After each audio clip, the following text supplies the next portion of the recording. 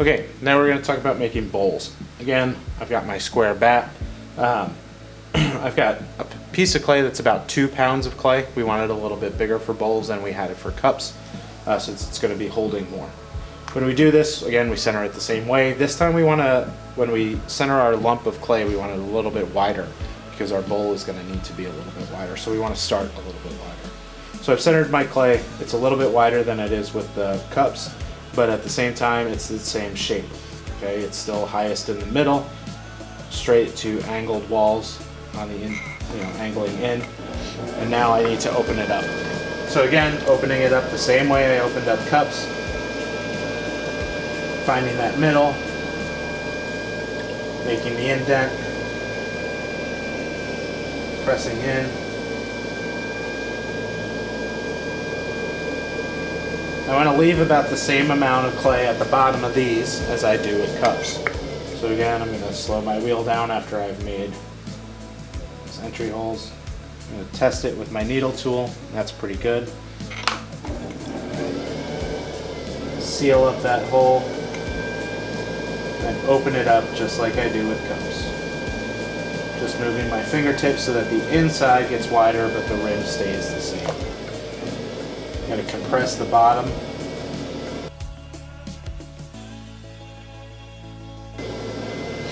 And now I'm ready to start throwing.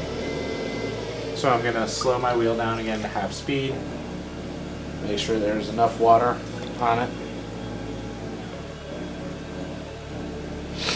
Same way, wrap my index finger around my thumb, ring finger and middle finger on the inside, anchor my left hand onto my right, pinch and bring up, straight up, or slightly inward.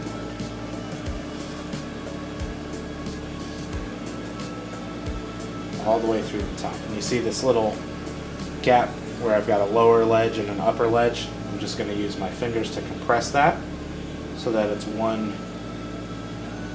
piece, one level.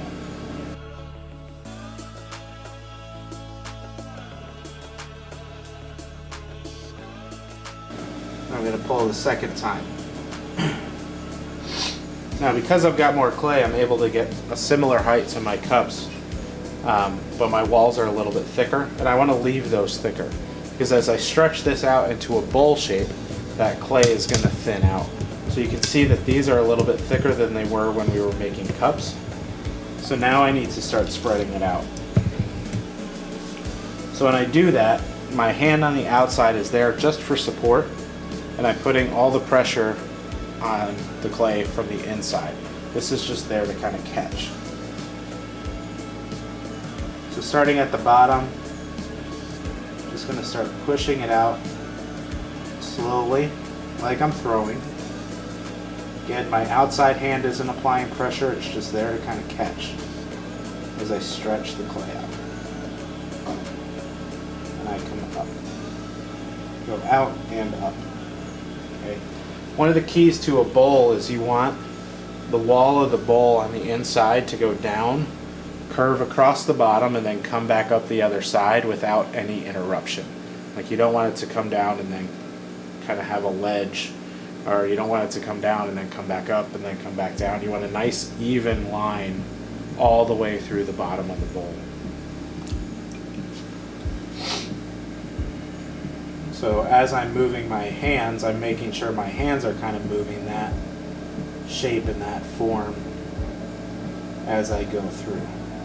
Now there are a lot of different shapes for bowls that you can try out.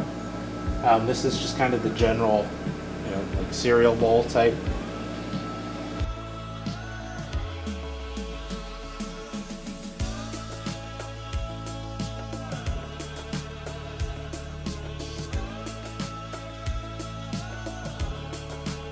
One of the things with bowls and stuff is you want to do it in as few movements as possible so that the clay doesn't get overworked and get too much water in it and want to fall apart.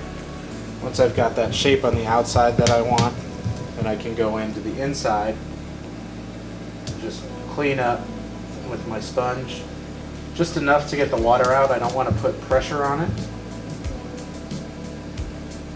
And then if I need to, I wouldn't model until the end works just like a finger.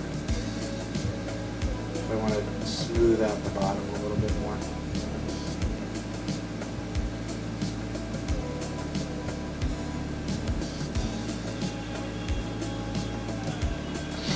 Making sure I have that nice line down the side through the bottom of the bowl, so that if I were to run a spoon across it, it wouldn't skip at all. Okay. Once I have my shape, again, I need to clean up my rim.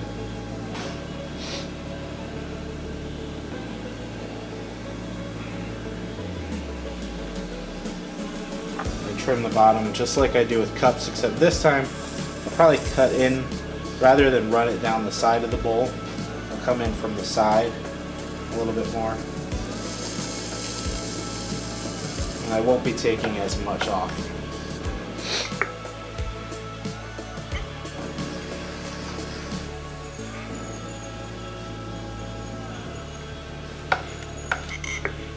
Again, run my wire tool underneath so that I can take it off the bat once it dries.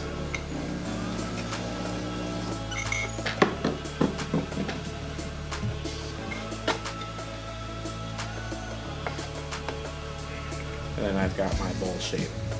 And I can trim the foot to fit the rest of the shape of this type of bowl.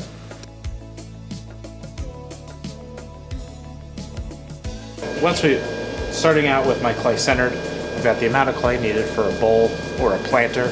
I'm going to show you how to kind of change the shape of it so that it's not exact. It's wheel thrown, but it may not be round. So using the same steps as everything else, I'm going to find my center, make my indent, open up my clay.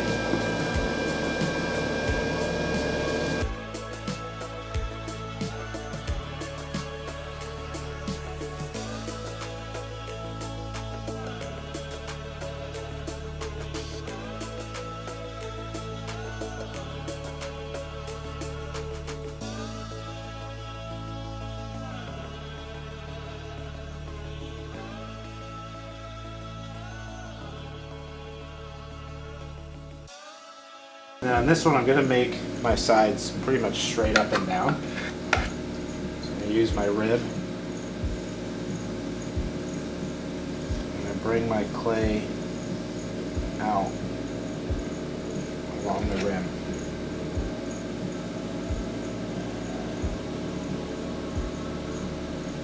And I probably want to slow this down a little bit. You'll see that it's a little off, and that's okay, because I'm going to end up altering this a little bit anyway. So I want to make sure my walls are even thickness. That line across the bottom is nice and smooth.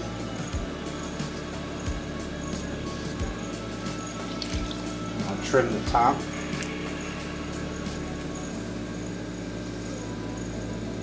So that it's even in height.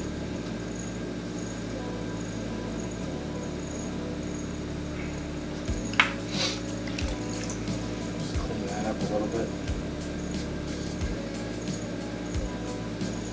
Now I want to alter this so that my sides look square while it's still a wheel thrown piece and the bottom is round. This particular one I'm going to use as my raku planter. So I've left it a little bit shallower at the bottom, and there's not a whole lot out here to trim. So I'm just going to take that little bit off.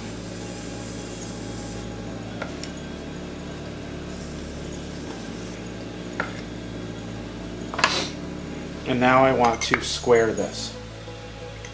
Using the smaller square bats, this is going to make it a little bit easier because I can use these corners as reference points. So what I'm going to do is I'm going to turn this so this faces, close to me.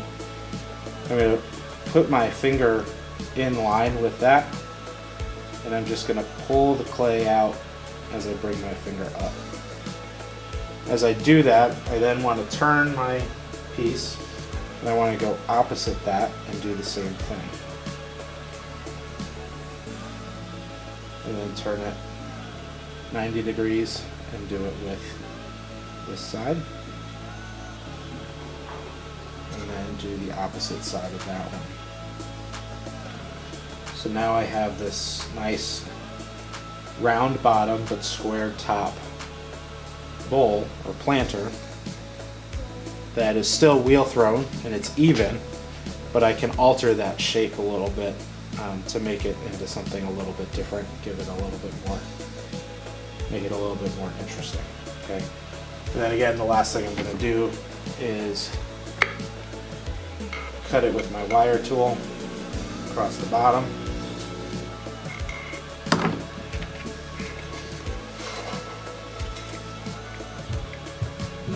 Take my bat off the wheel. You can see it's squared at the top, but still round on the bottom, and then this edge I will, when I trim it, I'll clean up that edge just a little bit.